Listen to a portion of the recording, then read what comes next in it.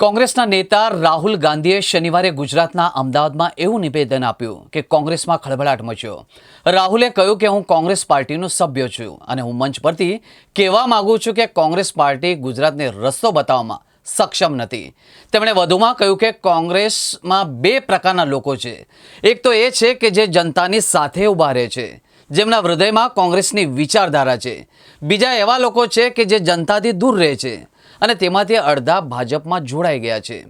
જ્યાં સુધી આપણે આ બંનેને અલગ નહીં કરીએ ત્યાં સુધી ગુજરાતના લોકો આપણા પર વિશ્વાસ કરી શકશે નહીં. રાહુલ ગાંધીએ સ્પષ્ટ કહ્યું કે કોંગ્રેસ રહીને ભાજપનું કામ કરતા કાર્યકરો પર કડક કાર્યવાહી જરૂરી છે. 10, 15, 20, 30 લોકોને કાઢવા પડે તો કાઢી દેવા જોઈએ. રાહુલ ગાંધીના સંબોધનમાં સૌથી ખાસ વાત તો એ હતી કે તેમણે ગુજરાત સરકાર કે પછી કેન્દ્ર સરકાર પર કોઈ પ્રહાર કર્યા ન હતા. માત્ર પાર્ટી અને કાર્યકર્તાઓની જ વાત કરી હતી. તેમણે સરકારના કામકાજની કોઈ વાત ન કરી. ગુજરાતમાં છેલ્લા 30 વર્ષથી કોંગ્રેસ સત્તામાં નથી. કોઈ પણ રાજ્યમાં વિપક્ષ દિવસે ને દિવસે મજબૂત થાય છે, પરંતુ ગુજરાતમાં કોંગ્રેસ મજબૂત નહીં પણ નબળી પડી રહી છે. એન્ટી ઇન્કમ્બન્સી પણ કોંગ્રેસ ખાલી શકી નથી. રાહુલ ગાંધીએ જે કહ્યું તે દર્પણ જેવું સાચું છે. કોંગ્રેસ જો મજબૂત થવું હશે તો કડક નિર્ણય લેવા જ પડશે અને હવે એ જોવાનું રહે કે ક્યારે નિર્ણય લેવામાં આવે છે. રાહુલ ગાંધીએ આગળ ઉમેર્યું કે ગુજરાત રસ્તો શોધે છે અને આગળ વધવા માંગી રહી છે. ગુજરાત કોંગ્રેસ ગુજરાતને રસ્તો નથી બતાવી શકતું. મને આ વાત કહેતા શરમ આવે છે કે અમે ગુજરાતને રસ્તો ના બતાવી શક્યા. ગુજરાતની જે આશાઓ કોંગ્રેસ અને મારી પાસે હતી એ અમે પૂરી નથી કરી શક્યા. આ હકીકતને સ્વીકારીએ છે અને ત્યાં સુધી ગુજરાતની જનતા આપણને નહીં સ્વીકારે. ગુજરાતના યુવાઓ સાથે સંબંધ બનાવવામાં આવ્યો છે. રાહુલ ગાંધીએ જાહેરમાં આક્રમક ભાષણ આપીને આ વાત પર મોહર મારી દીધી હતી. આ વાત કહેવાની જાહેરમાં એટલે હિંમત આવી કારણ કે પ્રથમ દિવસે રાહુલ ગાંધી કોંગ્રેસના નાનામાં નાના કાર્યકરથી માંડીને મોટા નેતાઓને મળ્યા હતા. તેમની સાથે ચર્ચા કરી, તેમના સૂચનો મેળવ્યા. કોઈએ ફરિયાદ કરી તો કોઈએ સલાહ પણ આપી. ગુજરાતમાં કોંગ્રેસની હાલત કફોડી કેમ છે અને તેને ફરી પાછી બેઠી કેવી રીતે કરી શકાય એ મુદ્દે રાહુલે મેરેથોન ચર્ચા કરી. જે ચર્ચાનો નિષ્કર્ષ અને તેમાંથી નીકળેલા રોષ રાહુલ ગાંધીના કાર્યકર સંવાદ કાર્યક્રમમાં સ્પષ્ટ જોવા મળ્યો હતો. તેમણે જાહેર સભામાં કહી દીધું કે ગુજરાત કોંગ્રેસમાં બે ગ્રુપ છે, જેમાં અડધા ભાજપ સાથે મળેલા છે. મહત્વનું છે કે છેલ્લા 2 દાયકાથી વધુ સત્તાથી દૂર રહેલી કોંગ્રેસને આજે પણ ગુજરાતમાં નવા ચહેરા નથી મળ્યા રહ્યા, જેનો બળાપો આડકતરી રીતે કોંગ્રેસના કાર્યકરો અને જુનિયર નેતાઓને રાહુલ ગાંધી સામે કાઢ્યો હતો. કાર્યકરોએ બળાપો કાઢતા કહ્યું કે પાર્ટીમાં સિનિયર નેતાઓ મનમાની ચલાવતા હોય છે અને કોઈ સાંભળતું નથી. આજે રાહુલ ગાંધીએ વાત સાંભળી ત્યારે થયું કે પહેલીવાર કોઈ અમારી સાથે સાંભળવા આવ્યું. કેટલી વખત આરોપ લાગી ચૂક્યા છે કે ભરતસિંહ સોલંકી, અમિત ચાવડાની અલગ અલગ લોબી છે, તો સિદ્ધાર્થ પટેલ, જગદીશ ઠાકોર, મધુસૂદન મિસ્ત્રી, દીપક બાબરિયા સહિતના અગ્રણી નેતાઓના અલગ અલગ વાડા હોવાની ચર્ચાઓ છે. એક સાંધો તો તેર તૂટે તેવી સ્થિતિ જોવા મળી રહી છે. પરંતુ કોઈ ચૂંટણી માથે હોય ત્યારે હમ એક હૈના દાવા કે દેખાડા કરાય છે.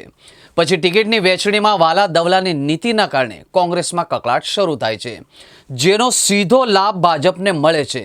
તો કેટલાક પાછલા બારણે ભાજપને મદદ કરતા હોવાની પણ અટકળો વહેતી થાય છે. એટલે જ કદાચ રાહુલ ગાંધીએ આજે એવા કેટલાક નેતાઓના નામ લીધા વગર સ્પષ્ટ કહી દીધું છે કે આવા 20-40 લોકોને કાઢવા પડે તો કાઢી નાખીશું. રાહુલ ગાંધી આમ તો ઘણી વખત આક્રમક જોવા મળે છે, પરંતુ પછી તે અંગે નક્કર કંઈ થતું હોય એવું ઘણું ઓછા જોવા મળી રહ્યું છે. ત્યારે હવે જોવાનું રહેશે કે ગુજરાત કોંગ્રેસમાં રાહુલ ગાંધીએ જે ધડમૂળથી પરિવર્તન કરવું છે તે ક્યારે અને કેવી રીતે શક્ય બનશે. શું ખરેખર રાહુલ ગાંધી જે બોલીને ગયા છે તે ખરેખર કરશે ખરા? કોંગ્રેસને વેર વિખેર ટીમો એકઠી થશે? શું રાહુલ ગાંધી ખરેખર કોઈને કાઢશે ખરા? આવા સવાલો તો અનેક છે, પરંતુ અગ્રણી નેતાઓને રાહુલ ગાંધીએ સંકેત આપીને ગયા છે કે ઓફિસમાં બેસીને કરાતી નેતાગીરી છોડો. કાર્યકરો સાથે ખભેથી ખભો મિલાવી લોકો વચ્ચે જાઓ, નહીતર ભવિષ્યમાં રોપ મારી બેસવા માટે કોંગ્રેસની ઓફિસ પણ તમને નહીં મળે. पहला काम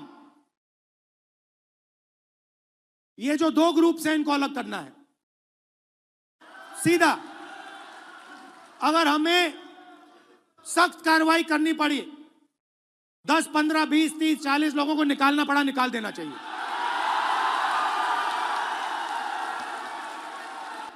बीजेपी के लिए बीजेपी के लिए अंदर से काम कर रहे हो, चलो जाके देखते हैं, बाहर से काम करो।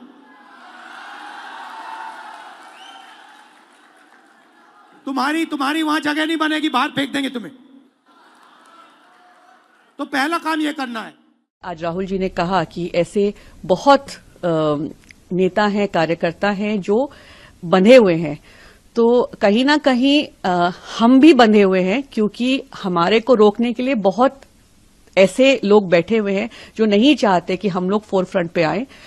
ये मैं इस माध्यम से कहना चाहूंगी और मैं आग्रह करती हूँ राहुल जी को कि आप पहचानिए कि कौन वो ऐसे लोग हैं जो सही लोगों को आपकी पार्टी के साथ जुड़ने नहीं देते हैं, जो ईमानदार लोगों को।